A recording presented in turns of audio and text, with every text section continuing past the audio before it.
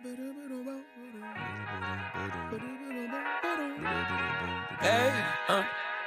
to whoever may need this nugget of encouragement, things will be alright, so quit your worrying. I get it, the odds can stack back against the wall, but even consider it such, know you'll stand tall. Sat and watch from the sidelines, one too many times. Wicked games to play, make me wanna lose my mind. Found solitude, knowing it'll be over soon. Ever need a boost, count on me for the 1-2. Trouble don't last when the tough. I've listened to the Jocko Willink podcast a lot. Some of his podcasts reach up to like 4.5, 5 hours. Yep. Like it takes me a good 2 to 3 days Yep. to get through one podcast. But Hardcore History. That's another one. I love history podcasts. history, okay. Hardcore History. It's one of those that goes like 4 to 6 hours long. Okay. It's so long, but same so type like of thing. what Totally type of get that. history? Like world history, United States history? Well, personally, it's mostly war history. War history? that I find Okay. really interesting.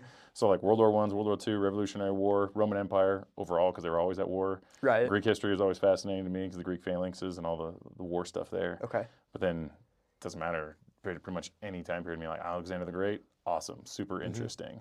Mesopotamia, there's a host of different empires in there. Right. Whether it's the Syrians, Babylons, doesn't matter, super interesting. Egyptians, fascinating in general. And then you add on top of that, like the conquest aspect to it is also really interesting to me. That's really cool. So have you learned anything from listening to that podcast, like specifically like the Roman Empire? Yeah. I love the Roman Empire, and there's Likewise. a lot to kind of like take out of that. Like such a great nation, but when we learn about them, they fell from So within. hard, so quick. Right. It all started like within, and then all of a sudden they had all of their like little conflicts, and then when they went to battle, they just got conquered. Any life lessons you've learned from that podcast, or learning about the Roman Empire you've tried to apply into your life? Well, okay, a couple different thoughts that immediately came to mind. So, one of my favorite podcasts to listen to is actually this show called The History of Rome. Okay. And I can't remember the name of the host because I listened to it so long ago at this point. But it was like 120 episodes covering from the birth of Rome all the way up until the fall of Rome, roughly like 440 AD, somewhere in somewhere in that range. Well, I was fascinated as he talked about the transition from the Republic to the Empire, and Julius Caesar and Octavian and their role that they played. Sorry, it's not Octavian. That was one of his names, but it's Caesar Augustus. Caesar Augustus. Right? Right. But Julius and Caesar Augustus, the roles that they played and the political moves in which they made that I found were really, really fascinating, and specifically how they used human psychology to their advantage. One of the things that I have found so applicable for life in general is honestly human psychology. I'm a CPA, a CFP, I've passed the level 1 exam of the CFA. Like, I am an analytical mind, but you cannot escape human psychology. Like, Julius Caesar became incredibly powerful because he gave the people bread. The people just loved him because he fed them. That was one of their basic needs that he realized, hey, if I just kind of tap into this, I have the ability to give them a bunch of bread. They're just going to love me. And then what are the senators going to do about it? I could topple a centuries-old empire at this point with centuries of tradition baked into it that had killed off a bunch of other leaders. But if I just tap into this human psychology thing, I can really use this to my advantage. And frankly, it's a huge part of all of our lives. And it may be this blind spot that some of us don't even realize. Just understanding basic human psychology and how you can use it to present your ideas, to convince someone, to buy your product, to convince your kid to do what you need them to do. Because at the end of the day, we're all human. Right. That's fair. So you mentioned you're a CPA. Why did you decide to become a CPA? Oh, that's a really good question. And it's a long story, but if I give you the short version of the long story, and you can pick apart any part of it you want. Okay. The short version is I actually went to BYU. I graduated from BYU with a master's in accounting. I went to BYU thinking I want to be a dentist. Okay. And that was because I had always had this criteria in my head. Like, I want to be my own business owner. I want to be able to control my hours. I want to do something where I have the flexibility to give back to my community and to my church. I want to make enough so that my wife didn't have to work if she didn't want to. I grew up in a home where we had that blessing and wanted to be able to give my family the same. If my wife wanted to work, go for it. She could work, but she didn't have to feel like she had to. And it kind of fit that criteria really well for me. And after a while, though, I almost fell asleep while job shadowing a dentist. I was standing up and I almost fell into his chair. I thought maybe this is not the best thing for me. Fair. And I'd gone to school thinking, okay, I'm gonna do all the prerequisites, but I'm not gonna major in biology or chemistry or human physiology or something along those lines.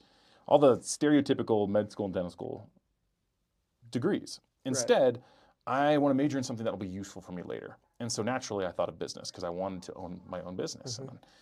And so I looked at the BYU Marriott School, and in my opinion, arguably the accounting program is the best program there, and it's without a doubt one of the best in the country in terms of accounting programs. And so I thought, well, I'm going to graduate from the top program then. That'll look even better on my resume. But it wasn't until I had finished my initial year in the accounting program and I was kind of already in it that all of a sudden it was like, well, I'm now dropping dentistry. I guess I'm in this accounting thing. I got to figure out what I'm going to do with it. So ultimately, that's what got me into accounting. It was kind of a default. A default. I love it. It was super interesting. Accounting is known as the language of business, and it's fascinating because I love asking why. And for me, understanding accounting and now taxes and a bunch of other stuff that goes along with it, it gives me the ability to go, well, why did we do that? Or why should we do that? And I can read the numbers like a story to tell me the answer. That's interesting. So default accounting. Yeah. Where'd you go after that? Well, after I figured out that I'm going to do this accounting thing, I guess I got to figure out what I want to do with it, because I don't know about you guys, but the idea of doing accounting all day long sounded really, really boring. Right. Because me personally, right now, I'm getting a minor in business, major in finance, but I've also thought about double majoring in finance and accounting, because here at UVU, you only have to take like 4 to 5 extra classes. Oh, wow. So really only like an extra semester on top of it. Okay. So I've been thinking about that, but now that I'm able to talk with you about it, maybe that might sway my mind one way or another. No. I think, honestly, you can't go wrong. Okay.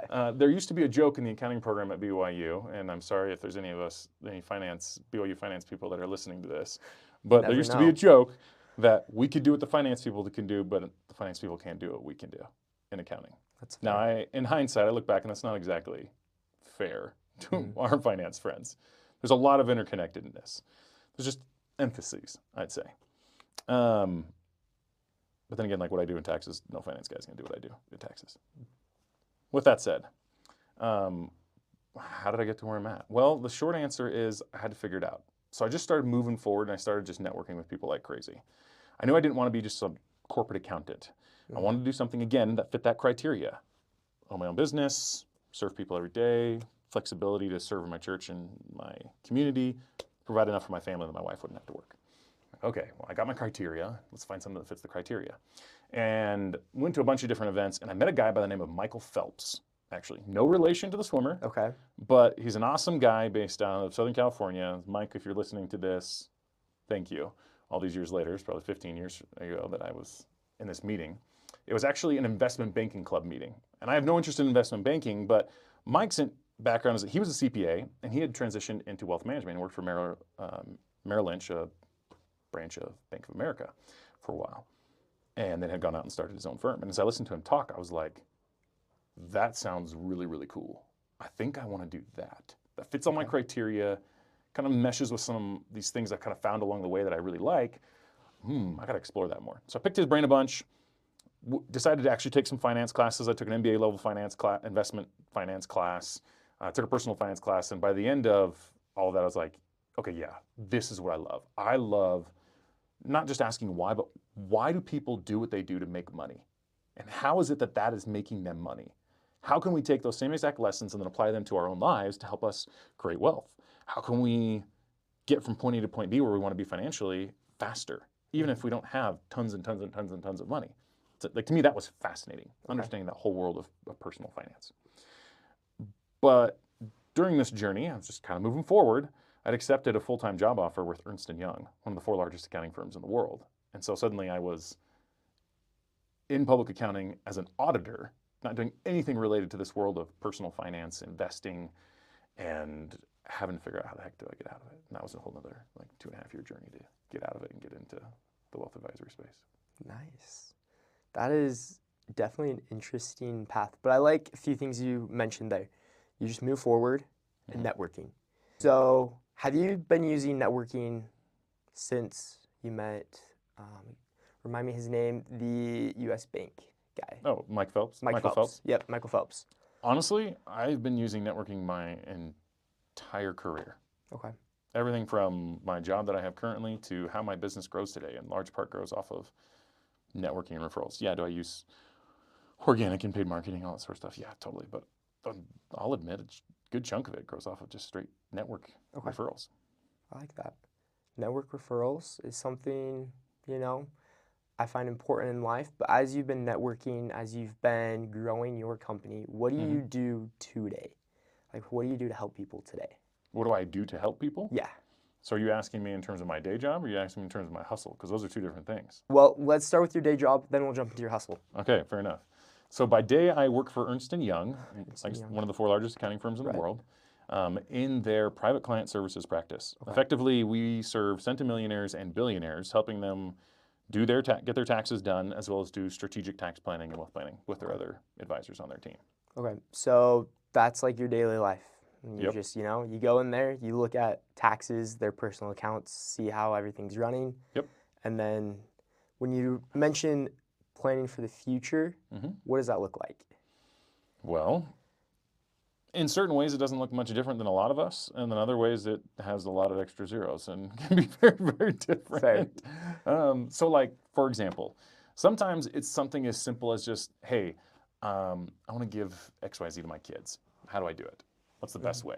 And they'll usually ask us and their attorneys, because we each might have different ideas and they can bounce them off each other, which is great. That's a good thing. At the end of the day, you want to have just like any person, any company, you want a board of advisors. And a person, when it comes to their individual finances, should have a team of advisors, their board of advisors that they refer to and ask their perspective from so they can get a myriad of opinions. That's the value of that. But then other times it's stuff like, hey, I bought this yacht. I want to give it to this organization. Can we make sure that I get like a really large charitable deduction for this and it doesn't get limited in any way? Sure, let's figure out how we're going to do that. Or, hey, I have $100 million, a little different than $100,000, and I'm going to go buy this sports team. How do I set it up so that it's kosher with the league as well as from a tax and personal wealth perspective? Interesting. Really depends. So you have to work a lot with like the law, it sounds like. Oh, yeah. So how'd you learn about that? Was that through accounting? Have you been taking kind of like other classes on the side to be learning specifically about like the ins and outs of the law and, working with taxes? Yeah. Okay. So full disclaimer here. I am not a lawyer. Right. Okay. So I will never claim to know everything that a lawyer does. However, just being in the fray, being in the daily grind, you learn a lot more than you'd think. And I'd actually argue that I've learned 10 times more out of school than I ever did when I was in school. No dissing school. School is still valuable. And so I have not personally studied law at school. Yeah, did I have a business law class when I was at school? Yes. Did it give me some basics? Totally. But I've read dozens and dozens of contracts at this point in my career, whether they are trust contracts, business contracts, investment contracts, you name it. Lots and lots of contracts. And so just over time, you start to pick up what's important, right? I'm also the kind where I personally believe that you should be a lifelong learner. And especially if you are serving individuals as it pertains to their finances, the world of money is constantly evolving. There are so many new things that come out all the time. You ought to be trying to improve your knowledge every single day. And also, like I was kind of talking about that like kind of board of advisors before, I honestly believe that to be a good advisor in any capacity on that board for any person, you kind of need to be a jack of all trades. Know your domain really, really well and master it. But at the same time, you need to understand the accompanying adjacent domains so that you can, number one, know the ends of your own field, but also know enough to know, hey, I think so-and-so could help us. Let's bring them in here. I know there's this rule about, qualified small business stock. Okay, let's bring in the tax guys. Oh, yeah, but I also know that there are certain differences between, say, just a simple example like an S Corp and a C Corp, or an LLC and a partnership. Generally an LLC, you can turn into a partnership. Doesn't matter. Anyways, points being here, there's nuance there. And maybe you need to bring in the expert. You should know your area very, very well, but also all the adjacent areas so that you can pull from them and be a better advisor for your clients. Nice. Nice. That's really interesting. So that's your day job, side hustle. Side hustle. So I started a little business called Contender Financial because, like I said towards the beginning of this conversation, what I love helping people create wealth, figure out how do we get from point A to point B. Personally, I found the best way to have those conversations with people is lead with the thing that hurts the most. And luckily, the IRS every single year sticks a little jab in people by taking money from them in the form of their taxes. And so I generally the tagline of my little company, Contender Financial, is come for the taxes, stay for the wealth. Because I help people, I take the same strategies that I use to serve my centimillionaire and billionaire clients, and I bring them down to the level of the average person. Or my niche is specifically elite sales pros, helping elite sales pros with advanced tax and wealth strategies. So if you're a sales pro making north of $250,000, $500,000 a year, or a business owner that's making north of $500,000 a year, because let's be real, you're in a sales job at that point, I bring the tax strategies and wealth strategies that you can implement to help lower your tax bill, save you money now, that we can then start to push towards that long-term freedom goal that you've got, whatever that looks like. Yeah. So when you're doing this, what's like your first piece of advice that you usually give to people? That's a good question. The short answer is that the tax code is an incentive system. Most people come to me like, yeah, Rob, I want to pay a bunch less in taxes. How do I pay less in taxes? Right. And the only way that you're going to pay less in taxes is if you do what the tax code is trying to get you to do. And what they're trying to do is they're trying to make you a business owner and an investor. If you think about it, those who earn all of their income from a wage perspective, a W-2 perspective, whether it's commissions or just straight salary check that you're getting, you pay the most in taxes. You get hit with ordinary taxes, you get hit with payroll taxes, you get hit with your state taxes, and then that doesn't even include all the other stuff like property taxes, sales tax, all sort of stuff. But just from like an income tax perspective, you get hit with those three, which if you're someone, let's say, you're making $1 million a year and you live in the state of California, you could be paying over 55% of your income in taxes. That's ridiculous. Woof. Yeah. Right? Right. But the moment you can start to change the composition of that income and change it to be more of a business owner and more of an investor, you can immediately start to just destroy some of those taxes. Like, I'll give you a simple example. If you can, over time, let's say you take some of that higher earning income and you move it from wage income and you generate more of your income from what's called portfolio income in the tax code. This is things like dividends, interest, capital gains, royalties, etc. If you can, let's say you take some of your wage income and you invest a bunch in some stocks and you decide you're going to work less at your job and you're going to just sell some of your stocks to live off of. Well, that's called capital gains. If you've held it for longer than a year, it becomes what's called long-term capital gains. And long-term capital gains, the maximum possible tax rate is 20%.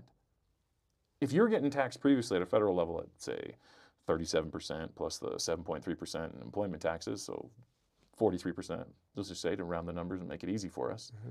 And instead you're only taxed at 20%, you just save yourself 23% in your taxes on the same income. All you did was just change the character of the income, but dramatically dropped your taxes. Like I said, the whole code is designed to incentivize you to do that. So the longer you decide to stick around and just be a wage earner, the longer you're going to just get beat over the head with the proverbial tax stick. Okay. That was, we started this podcast because we wanted to help people break the hourly wage. And I think in the way, this is how you can do it as well. 100%. We need to start changing the way we look at what we're making from like our hourly wage, our salary job, commission, and how we can change that into other avenues of income. Yeah. Would you say that it's a form of passive income of investing, or would you say it's more,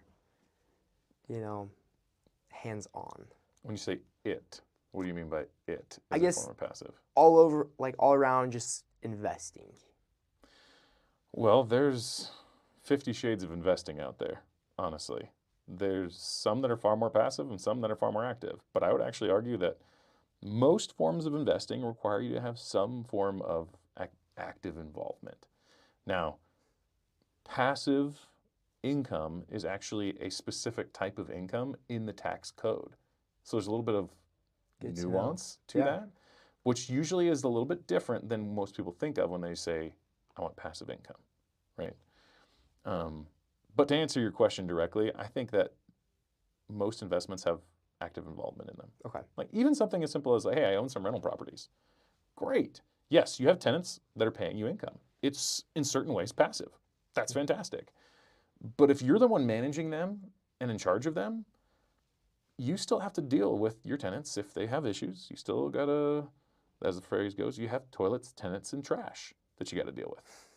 You know? Yeah. Now there are others where, like, hey, say you decide to invest in real estate and you do the private equity real estate direction because you're an accredited investor. Okay. Well, that's great. You are a limited partner in an investment real estate deal, and you have invested in a general partner in a particular property that they've chosen. That's great. Far more passive. You're going to get mailbox money, is the phrase they like to use to describe them. Awesome. However, you still got to do the due diligence on the front end. You got to make sure that you can actually trust that operator, because you're going to give them money and it's likely going to be locked up for 3 to 5 years minimum, a lot of times. And you got to do your due diligence to make sure you want to invest in that particular market and that type of property and all that sort of stuff. So it takes work. It might be all front loaded, and it might not be as much as maybe others, but it still takes work before you get the passive income. I'd even argue that something as passive as owning stuff in the stock market. Yeah, you can make it really, really passive, which is awesome. But if you don't know anything about what you're investing in, you could be taken for a ride. That could be really, really painful and cost you even more than a lot of other deals. You have to understand one of the, I call them the levers of risk. One of the levers of risk is just understanding what you're actually investing in. And so I would say a lot of the passive stuff comes down to some of those levers: control, education, all sorts of things that can control whether or not it's passive or not. Okay. Good to know. Changing avenues just a little bit here. Yeah, go for it. When you were 20, what's one thing if you had your knowledge now and and you're now 20, what's something you would do differently? If there is anything you would do differently, or is there something you do the same? Oh, that's so hard. And that's hard for me for a couple of reasons. Number one, I'm the kind where I like learning about all sorts of different things. And I've loved exploring different routes. So it's first off hard for me because I'm the kind where it's like, as a kid, I loved everything military. If I go back to when I was 20, maybe I'll give it a shot at one of the military academies like I did. Maybe not the best money-making thing long-term. Who knows? Maybe Jocko Willing sure made a good, decent amount of money out of his military career. He has. Right? But generally, not always the case. So that's one reason why that would be really hard, is I'd be so tempted to try something else. The second reason why that's such a difficult question to ask is because a lot of the stuff that I know I would have never gotten had I not gone through some of the stuff that I've done. I honestly believe I am better as a tax advisor, as a personal CFO. That's what I generally call what I do. I am better as a person because of some of the experiences I've gone through. It is different sitting across the table from an entrepreneur when you can say, yeah, I've had multiple businesses that have failed. I've had that experience sitting on my knees at night, praying to God, going, why in the world is this not working?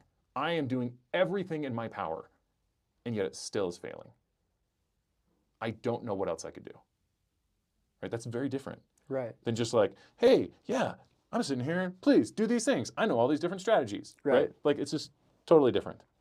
I think I would, if I were to go back, the thing that I would probably tell myself and coach myself on more is that kind of like niche idea that I kind of talked about earlier. Right. And to stick with it. I think at first I was tempted to bounce around a bit as I was trying to figure it out. And I've realized there is real value in just stick with it longer. You'll find it, but just stick with it. I like it. You know, finding your niche, what's an avenue that you took to find that niche? Trial and error. Trial and error. Lots of trying to help people and asking for feedback. Okay. Like, I'll give you a simple example. Okay, one of my little businesses I started is I took my Contenders Wanted podcast brand and I repurposed it as like a financial services brand. I was like, you know what? People need access to good financial advice. Let me give them world-class advice for less than the cost of your gym membership. That sounds awesome. So I went for like $10 a month. Right. Right? awesome. People are going to love this. And they did. But I found that I was making almost no money, and I was working tons and tons and tons, and margins were horrible, and it was a terrible experience. And I hardly made anything because my prices were so low. I didn't have a scalable model from which to work from. I don't remember where I started with all this, where we were going with this. You were asking All me. good. I was asking, like, what's something you found, like how you found your niche, and then Oh yeah, how I found the niche. Yep. Yeah, so with that failure, then I had to sit back and go, okay, well, why did this not work? What was going on here? Talk to some of the customers. What did you like? What did you not like? And in that process, I realized, like, okay, they were willing to pay me a lot more because they valued A, B, and C. Okay, next iteration, we're gonna charge a little more. We're gonna focus on A, B, and C. Okay, great. And that got me a little bit closer, a little bit closer, a little bit closer. Repeat that process a few more times, and all of a sudden now I have Contender Financial. I focus specifically on tax saving strategies with the wealth added in there later, but lead with taxes, and it's elite sales pros. Not anyone, not everyone, elite sales professionals, whether you're a pro in the industry or you are the sales guy basically growing your business. Hey, great. Okay. I'm the guy for you. That's good to know. So first, finding your niche, sticking with it, going with trial and error, just continuing Feedback, to grow. constant feedback. And feedback. Those are 3 things that I've taken away so far. But if you could give 1 piece or 2 pieces of information or kind of like feedback from what you've seen, is how can the younger generation become better than who they are today? How can they become better than who they are today? Embrace the work. Now, I'm not like a hustle porn kind of guy, but they're not totally wrong. You got to do the work. And one of the things that I see a lot of times is the shiny object syndrome. It might manifest itself a little bit differently, but it's the same thing. Older generations or younger, is that you see the next thing. Oh, okay, that could be good, that could be good, that could be good. And I've fallen for the same trap. But just stick with it. Keep going. Do the work. Embrace the suck. Embrace the hustle. Like Jocko Willink or what's his name? David Goggins. David Goggins. Right? Yep. Like, just embrace it. It's part of the journey. It's part of the value that you'll be able to provide later. The stories that you'll be able to tell that will help you sell. Like all sorts of different things. It's good. But just do the work. And if you can, do it as fast and as hard as you can. Because there's a certain amount of stuff that you just got to go through and you just got to figure out that, frankly, I don't think school will really do a good job teaching you. That you got to get through. Maybe you're lucky and you're a unicorn and you jump on a rocket ship. Good for you. That's awesome. But I would argue that for most people, that's not always the case. Usually there's a trail of failures behind most people. That's okay. Fair. Just work through them. Embrace it. Work through it as fast as you can. Right. I like that because, I mean, Alex and I, on our Instagram social media feeds, we're on like the side of like the entrepreneurship side where it's like, if you spend 2 hours of your day on social media doing X, then you're going to get Y. And it's like these multimillionaires driving these fancy sports cars, right? And not they don't tell you. They don't tell spent you. 2 years trying to figure it out and still failing until they got to that point. Right. Yeah. Right. And so it's kind of nice. Lots of systems and processes that they built and paid for before they got to that point. Yeah. And we've kind of even bought a few subscriptions to, all right, this is how you can go from 1,000 viewers on social media to 1 million viewers on social media. Which it's is great. But we still haven't seen a lot of that success yet because we're like, they're like, oh, 30 days guaranteed, 1,000 views to 1 million views. We're like 20 days into it. We're still like 1,000 views. Yep. Doing everything they're telling us to do, still at the 1,000 view mark, right? You're talking to a guy who started his own podcast, similar to you guys, in the middle of COVID, bought similar courses, bought similar programs, went on one social media platform that was supposedly the best, LinkedIn, at least that's what I was told, and posted religiously, did all the things the guys told me to do for a year. And yeah, I doubled my followers, but I think I went from like, 1,500 to like 3,000? Nowhere close to 1 million. Right. Right? And yeah, that's hard. It is hard. It's really hard. But I kind of like some of that advice you've given. Find the niche. And then I would put do the hard work next, get feedback, and then just like in a way repeat. Yeah. Keep Rinse and repeat. rinse and repeat. Find something that people like, refine it even more, see what they like out of that, keep refining it until you get what everyone wants is success. Reminds me actually of a post I saw today from a guy, an entrepreneur by the name of Alex Hormozzi. You've Yep. heard of him? I'm sure you've heard of him. Of course. Okay. He's One of his posts amazing. today on LinkedIn was, you know, like, here's how you make stupid amounts of money. Of course, really catchy line, right? Right. But underneath it is 4 steps where, number 1, learn everything you can from direct marketers. Number 2, forget everything they've told you other than the direct marketing. Number 3, learn from software guys how to build a really great product. Number 4, do number 1 and number 3. Do really great marketing and build a really great product, right? But it's the same process and just iterating constantly. Yep. Just a lot of rinse and repeat. And so going from there to kind of like the rinse and repeat, what's your future looking like? Where do you want to be in the next 10 years? Oh my goodness. Had you asked me that 5 years ago, I would have had, oh, this is my 5-year plan, this is my 8-year plan, this is my 10-year plan. I'm going to do this, and this. And there might be some people that totally disagree with me on this point. But at this point in my career, I don't know and I don't care. I just know that I've got some numbers and some goals in my head that I'm aiming for. For some people, they might be considered really modest. For others, they might be considered really big goals. For me, they're my initial benchmarks. And from there, I know where I want to go. And I have a vision for what I want to create for myself, whether that's in my little business or with someone else taking a version of it. I don't know. It can change. It can evolve. Like I said, life's about iterations. Business is about improving. And my little business, the way it stands today, it could change. But I see myself doing the same thing that I'm doing, but just even better over time. Better. I like it. How are you expecting yourself to reach these benchmarks? What are you doing today that's going to help you get there? Well, a lot of the same stuff that we've talked about today.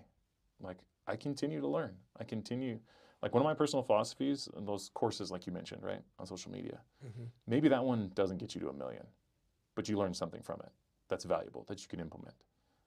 And you just keep going down that path. Continue to invest in yourself, continue to learn, continue to grow. How am I going to get to my goals?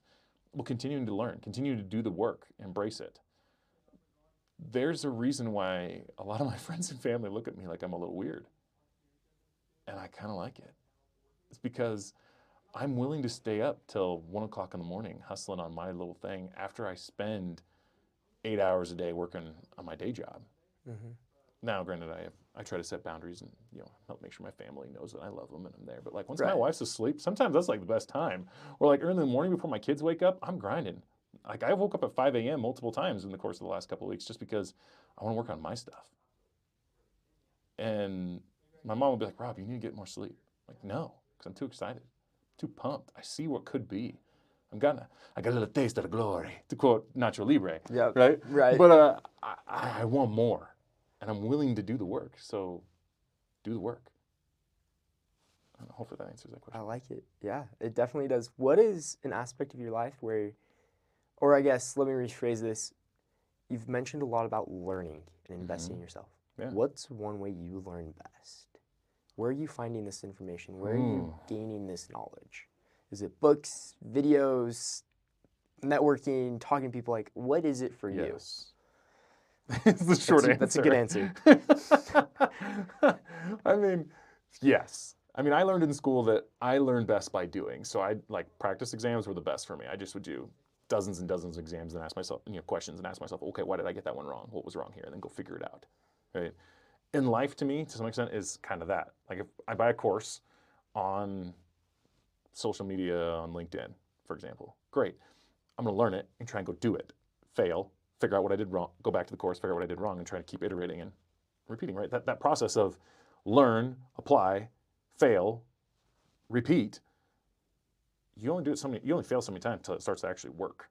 Sometimes it's little baby steps that are almost imperceptible until later, and you go, wow, holy crap, I didn't realize how far I'd come. And then sometimes it's, astronomical leaps at a time. It just depends. It's seasons of life. But how do I best learn? Like doing it, trying it, iterating it. And I am one of those that's constantly asking people, oh, really? Why'd you do that? Oh, what's going on there? Because I feel like it doesn't matter what area of life you're in, you can learn lessons that can apply to your particular situation from any field. That's why there's things called like the great mental models. Like that's one of the mental models is how can I take this thing from physics or mathematics or science and apply it to my finance world that I'm in.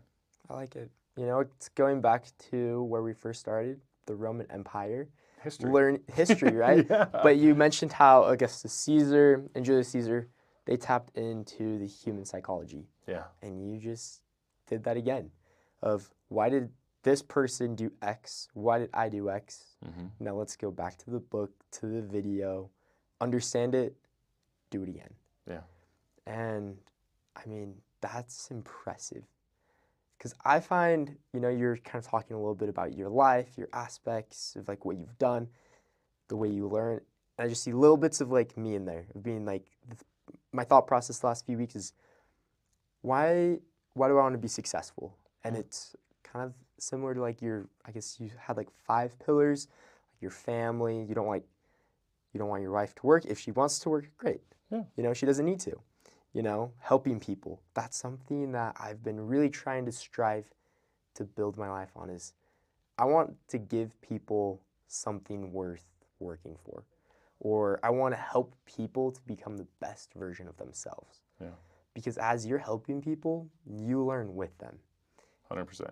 And so I'm just grateful for the opportunity that I've had to talk with you today and to get to know you because one, this is my first solo podcast.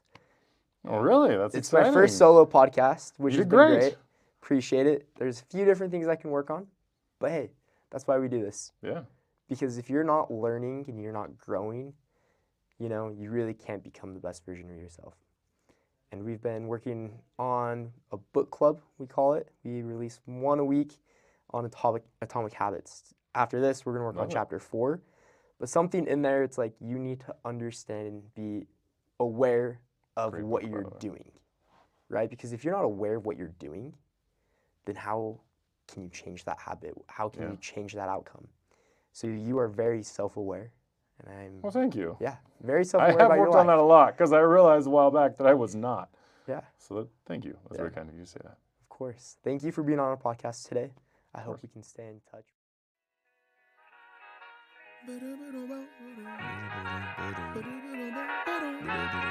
Hey, to whoever may need this nugget of encouragement, things will be alright, so quit your worrying. I get it, the odds can stack back against the wall, but even consider it such, know you'll stand tall. Sat and watch from the sidelines one too many times. Wicked games to play, make me wanna lose my mind. Found solitude, knowing it'll be over soon. Ever need a boost, count on me for the 1-2. Trouble don't last when the tough get going. Baby, all we do is win, so show me my